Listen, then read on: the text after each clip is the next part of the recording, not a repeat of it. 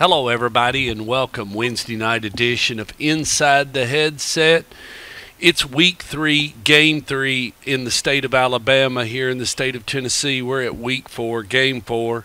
We're going to start it off in Alabama, down at a place we will be visiting very soon, and we've got on the line with us the head coach of the Helena Huskies, head coach Richie Busby. How you doing tonight, Coach? I'm doing good, Stork. How are y'all? We're doing well. We're doing well. The heat has kind of backed off. Has it backed off a little bit in Alabama? Yeah, actually, I'm sitting on my front porch right now watching it rain a little bit. So yeah, it's been the last couple of weeks have been really nice compared to that opening week we had here in Alabama. But we'll probably get one more little pop somewhere here in September, just when you think it's all about to get really nice and comfortable. But it's been good the last couple of weeks. Yeah, and people don't understand that it works on you as coaches. It works on the kids, keeping the attention span. It's hot, and you're trying to get things done, or everybody's complaining about the heat, and it's one less thing to complain about. It'll start to get into a little crispier of a night, so to speak, and the video gets a lot better also. Yeah, and with us practicing in the morning the last 6 years, I talk to my coaches all the time about it. I'm like, if I was to ever take another job anywhere, I think one of the first things that I would have to have guaranteed that I would be able to practice in the mornings, just because the couple of times that we've had to go in the evenings the last few years, whether it be rained out in the morning or whatever reason, it's just like I don't know how I kept the kids' attention back years ago, and I was at Fultondale for all those years. It's just so hot. So much nicer in the mornings. It's hard getting up throughout the year, but as far as just dealing with the elements, it's so much nicer in the mornings.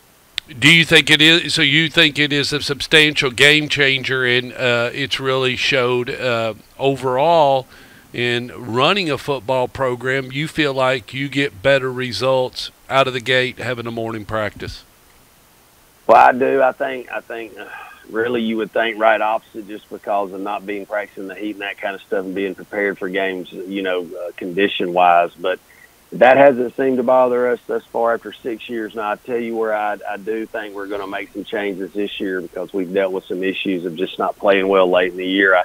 I think as the weather starts to change, week 7, 8, 9, those morning practices are so cold that it kind of works in reverse against us. So this year our plans are possibly to move a couple practices to the afternoons on Tuesday and Wednesdays when we hit later in the year, and do more film and weights in the morning. So going to try to adjust a little bit, maybe offset some things we've been doing that we think maybe have been causing us problems in the past, or there might just be a good excuse, one of the two. Well, do you shorten your practices as the season goes along to give them more rest? Do you feel like, you guys have been out here, you know what we're doing. You kind of give it to them. It's their game. You're not playing. Well, I don't know if we shorten the length of practice. I think we may shorten the which adjust the physicality of practice, yes, depending on, the stretch we've been through maybe. But they're pretty standard. Just like anybody, Monday's more of an hour and 30-minute practice, and your Tuesday is going to be your long 2-hour, getting a lot of your inside run and blitz pickup and all that stuff handled on Tuesday. Then Wednesday, you're polishing that stuff up, maybe an hour and 45. So really that's pretty consistent as far as the template goes. And with us, we're kind of boxed in the morning. We have from 6 to 8, and, by golly, we don't get it done in 2 hours. We can't do we're going to stay out here all night, turn the lights on till we get it right kind of thing. So, yes, we can bring them back after school, but we found, doing that other than just on Tuesday. We've tried it on Wednesday before. Our kids are just wore out come Friday night. So really ours are consistent, hour and a half on Monday, 2 on Tuesday, about an hour and 45 on Wednesday, an hour shell walkthrough on Thursday, and we go play and hopefully get the job done. When do you guys splice up video and separate it in Alabama? How are you doing it? So what we're doing this year, we bring our kids in on Sunday to lift weights from 2 to 3, and we'll watch 30 minutes of film that day, and then we're going to watch 30 minutes of film on Tuesday, maybe a little more. We bring them back after school on Tuesdays to lift and watch film. But, you know, their attention span is not long. So when you do bring them in to watch film, you got to have it cut up and broke down into the very specific things that you want to cover. Just sitting there and going through every play like I think I did when we were growing up, that doesn't work anymore because you're going to lose their attention and you're wasting your time. So you got to use, you know, I just feel like 30 minutes in a film room, if you're really showing them what they need to see is sufficient in position groups, you know, of what you're trying to look at. So we may get an hour of film, 30 minutes on Sunday, 30 on Tuesday, and we've got to get what we need to show them in. And then some of them, we have a period during the middle of the day called Pack 60 where they basically stop school for an hour, and the 30 minutes they're not eating. A lot of them go to their position coach's room and watch, you know, some other things. So that's kind of how we do it. And then the grading process of where this kid ended up with or how many plays he potentially could get in on, that's disseminated when? Friday night. We start that Friday night. We'll stay. Most Friday nights we don't leave the field house till 2 or 3 in the morning. By the time we wash uniforms in their laundry loops and we're breaking down film and that kind of stuff that you're talking about, that's usually done on Friday night. And on Saturdays I give my coaches off with Huddle and the new different software apps you can use. They can do a lot of that stuff while they're home with their families. They don't need to be sitting in a field house to do it. And then, of course, we, just like everybody else, we meet on Sundays to kind of get our game plan together for the week coming up. And I'm lucky that both my coordinators are in the field house with me all day long. So we will also do some of that Monday after installing a little bit of stuff on Monday. We correct a lot of things on Monday, maybe start installing the game plan, and we'll finalize all that because, you know, we're just like everybody else. We throw stuff against the wall on Monday and Tuesday, some things we like, and then you get on the field and you're like, that doesn't look like it did on paper. So yeah. You start eliminating things, and hopefully by Wednesday's practice you've pretty much got everything that you want in your game plan, and then Thursday you've got it down where your call sheet is what you're going to go with. Well, the call sheet will have to be excellent Friday night. We'll get into that. You're sitting at 2-0 and played Buckhorn last Friday night and came away with a win 55-7. Talk a little bit about some of the kids that did really well. Yeah, we kind of the same ones that did the week. Carson Acker, our quarterback, was 14 of 17 for 213 yards and 4 touchdowns, was really efficient. Jordan Washington had another 100-yard rushing game. Hunter Hale, our slot receiver, had a 252-yard all-purpose night. He had a good night.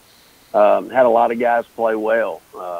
You know, I thought kind of worried about going to that game after playing a rival game like we talked about last week with Chelsea, how we would come out.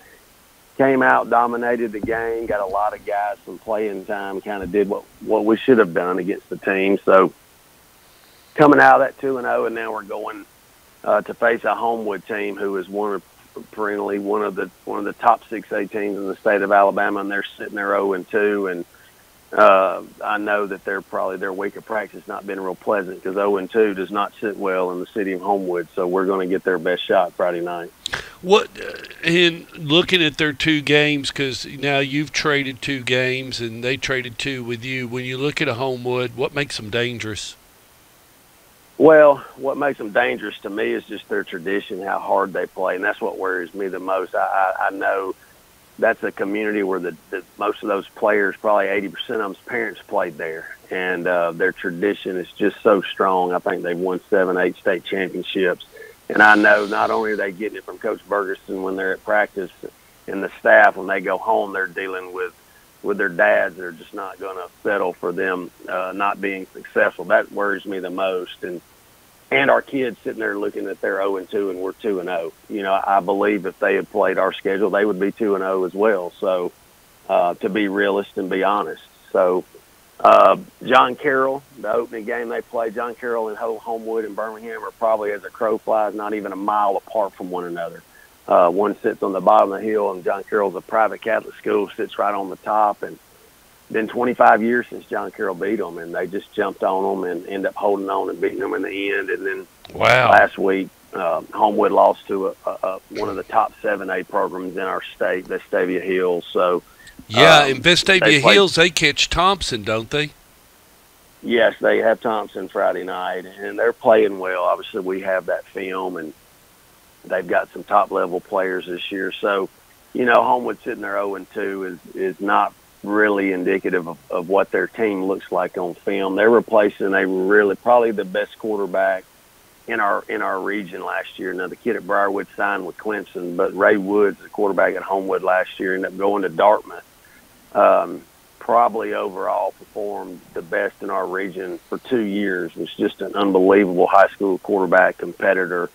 Some top receivers he lost. So they're just still trying to figure out, who they are. They're replacing a lot of people, but they've got the parts, and I just hope it's one more week before they figure out who they are. Yeah. How did you come out injury-wise Friday night? We're still nursing some injuries up front on the offensive line. Some guys that are banged up, that a couple of them didn't play. We thought we had 3 out. One of them ended up playing, so he's still kind of probably 80%. The other 2, I don't know. They'll be able to go again this week. So we're kind of just patchworking an offensive line together as we go series by series, to be honest with you, and moving guys around at the guard, tackle, and even center position, trying to find a group that was already thin to get us through a game. But they've done well. They've played hard. I think they've really done well pass protection-wise. Carson has been clean both Friday nights for the most part, and he's completed 74% of his passes. So they're doing well there. So they just got to keep battling until we can get healthy again. Surely you ran the ball well Friday night at a 55-7 win, so I'd say you had your ground game going pretty good.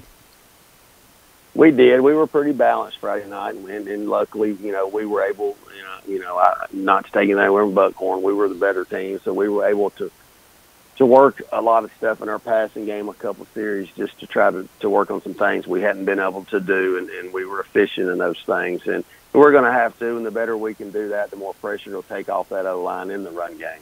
Yeah, you were just you were working on little confidence builders to make sure everybody's on the same page when you guys, get into, like you said, a Homewood or a Vestavia Hills, which is on the horizon also.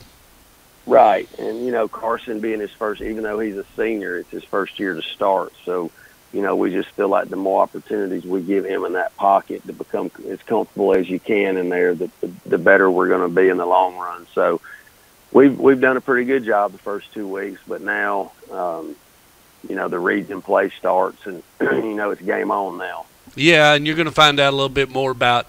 The old saying here in the state of Tennessee is long about Game 5. You find out just about how good you are and how far you think you can go. You've played enough to paint a picture about, who you got and who's going to lay it on the line, who's going to be here, and, all those accolades you can't put labels on, and they only show up on Friday night when the lights come up and the band plays.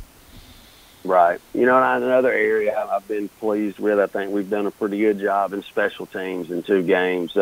We blocked 2 punts the other night. Good. Which is good for us, getting us some, stealing some yardage there. So, we just got to keep doing what we're doing. Like you say, we'll be answering questions for another few weeks along the fronts and in other positions as well, going forward, just like everybody. And like I said all along, we've got the pieces. We just got to find the right mixture of them and stay healthy to be successful. Coach Busby, we can't thank you enough for joining us on Inside the Headset. Good luck Friday night against Homewood, and come away with a win, and go Huskies. All right, thank you, Stuart. Go Huskies.